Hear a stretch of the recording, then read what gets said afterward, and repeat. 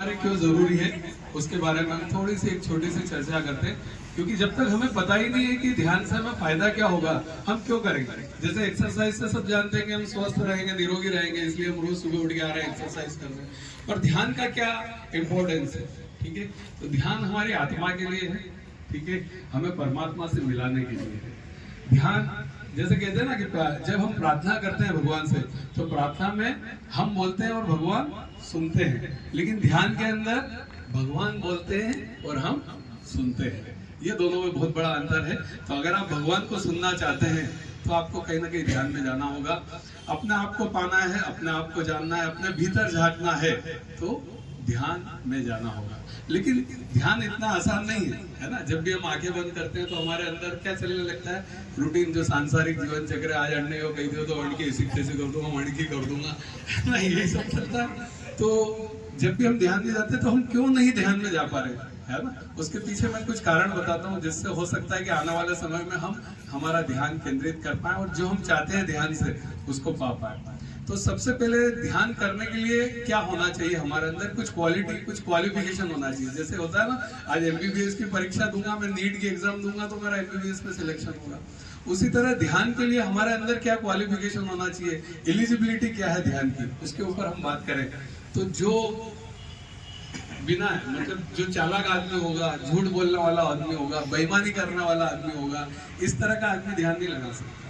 ध्यान लगाने के लिए आपको प्रभु श्री राम की तरफ बढ़ना पड़ेगा। सबसे पहले उनके जैसा आचरण अपने जीवन में लाना होगा, उनके जैसा व्यवहार अपने जीवन में लाना होगा। जब इस तरह की चीजें हमारे अंदर आएंगी तो हम जरूर है कि ध्यान में जाके और उस सिद्धियों को प्राप्त कर सकते हैं। 12 साल लगते हैं सिद्धियों प्राप्त करने में, लगातार अगर आप ध्यान करते हैं तो 12 साल में जाके वो सब कुछ पा सकते हैं। और फिर आपका नाम भी गौतम बुद्ध, महावीर स्वामी और जो इस तरह के जिनने ध्यान करके अपने आप को भगवान बता दिया, भगवान मान लिया लोगों ने उनको। क्यों? क्योंकि उन्होंने ध्यान से उन सारी सिद्धियों को प्राप्त किया। तो हम भी वो कर सकते हैं, लेकिन उसके लिए एलिजिबिलिटी यही है कि आज से ही हमें हमारे जीवन में परिवर्तन लाना होगा, प्रभु श्री राम की तरफ बनना होगा। हमने यहाँ क्यों लिखा है, एक कदम प्रभु श्री राम की ओर।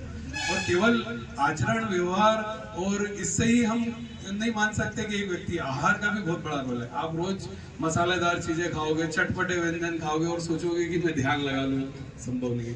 ध्यान के लिए फिर आहार भी आपका सात्विक होना चाहिए, शुद्ध होना चाहिए, है ना। इधर उधर के आप ठेले ठाले पे माल खा रहे हो और आप सोचोगे ध्यान कर लोगे तो बहुत मुश्किल है।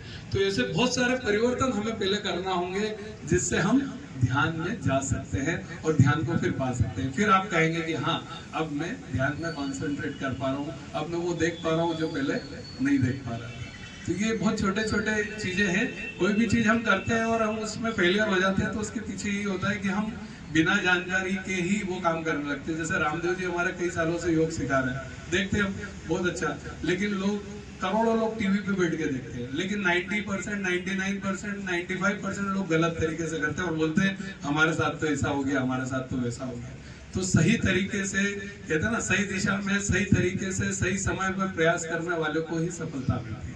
तो ये ध्यान का महत्व है जीवन में। अगर आप अपनी आत्मा की शुद्धि करना चाहते हैं, आत्मा से डायरेक्ट परमात्मा से मिलना चाहते हैं, तो ध्यान बहुत बहुत जरूरी है।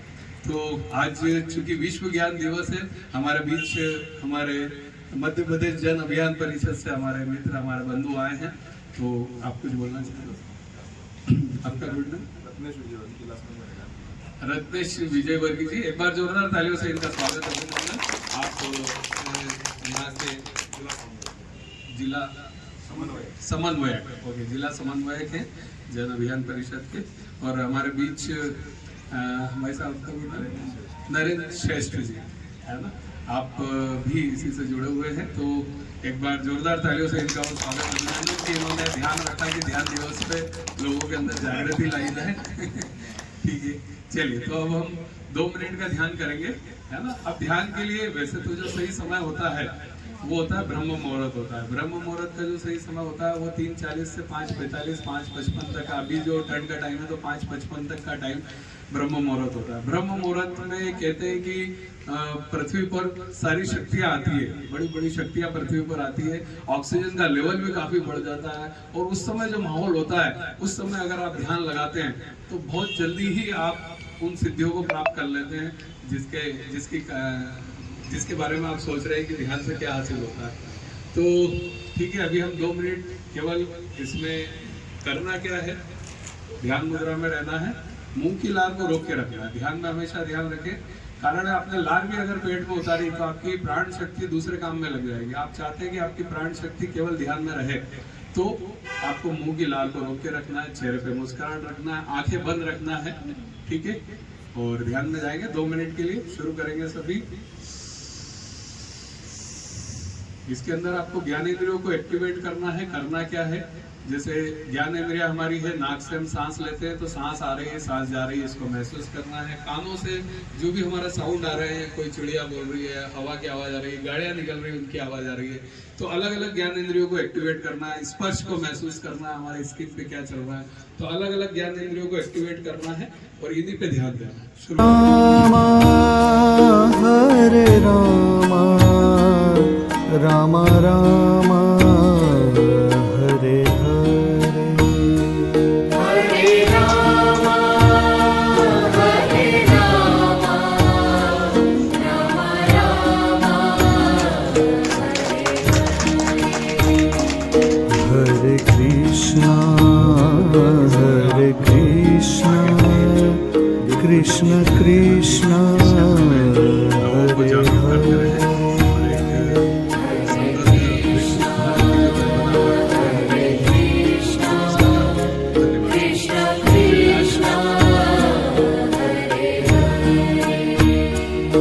हरे रामा रामा रामा